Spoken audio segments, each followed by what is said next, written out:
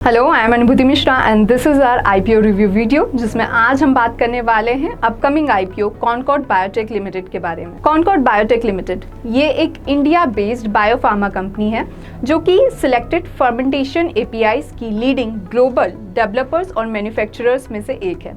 2022 में इसका वॉल्यूम के हिसाब से फर्मेंटेशन बेस्ड एपीआईज में 20% से ज़्यादा का मार्केट शेयर था और कंपनी 70 से ज़्यादा कंट्री में सप्लाई करती है।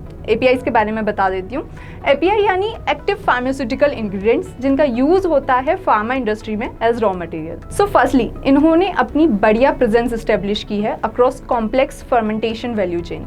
ग्लोबल लीडरशिप है इनकी इम्यूनो सप्रेसेंट एपीआईज में, स्केल्ड मैन्युफैक्चरिंग फैसिलिटीज़ हैं और स्ट्रॉन्ग R&D कैपेबिलिटीज़ हैं और डाइवर्सिफाइड ग्लोबल कस्टमर बेस है इनका।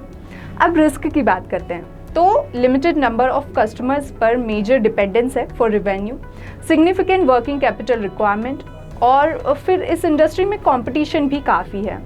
हाईली रेगुलेटेड इंडस्ट्री है और क्योंकि ये इंटरनेशनली ऑपरेट करती है और मेजर रेवेन्यू इसका बाहर से ही आता है, तो उससे जुड़ी रिस्क भी है इसके साथ। आईपीओ 4 अगस्त से 8 अगस्त के लिए ओपन हो रहा है और ये टोटल 1551 करोड़ का इशू है जो कि पूरी तरह ओएफएस है। इसका प्राइस बैंड 705 टू 741 रुपीज़ है और इसकी लिस्टिंग होगी 18 अगस्त को।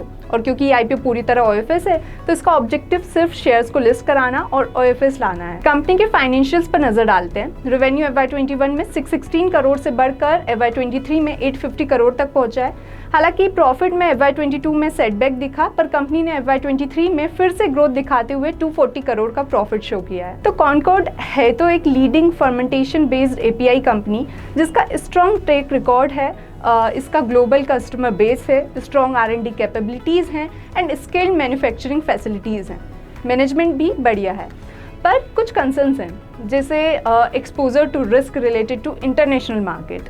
फिर इस इंडस्ट्री में रिसेंटली मार्जिन्स पर भी दबाव दिखा है और एक इम्पॉर्टेंट पॉइंट जो यहाँ है कि ये आईपीओ पूरी तरह ओएफएस होगा।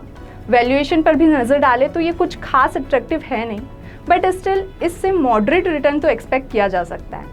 तो इन्वेस्टर्स लिस्टिंग गेन के लिए इस आईपीओ में अप्लाई करने पर विचार कर सकते हैं। Thank you. The content provided in the video is for informational and educational purposes only. It does not constitute or imply a recommendation to engage in any securities transactions or investment strategies. We do not provide personalized advice or determine suitability for individuals' financial needs. Please conduct your own analysis and consider your personal circumstances before making any investment decisions.